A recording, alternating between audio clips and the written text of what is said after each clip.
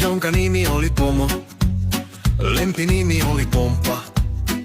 iPhone oli sitten kääntänyt Pompan pimpaksi. Laitoin sitten kaverille viestin, missä mietin koiran trimmaamista. Pomppa oli terrieri, ja niiden turkkiin nypitään veitsellä.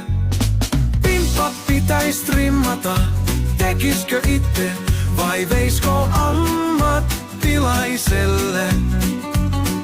Nyppiskö vai, ajelisko vai koneella lyhyeksi? Se on 6 tunnin urakka vähintään. Karva alkaa kuitenkin olla niin pitkä, että se kerää lenkillä käpyjä ja risuja ja varpuja ihan älyttömästi. Kaveri oli nauranut itsensä ihan tärviölle ja vastasi vaan: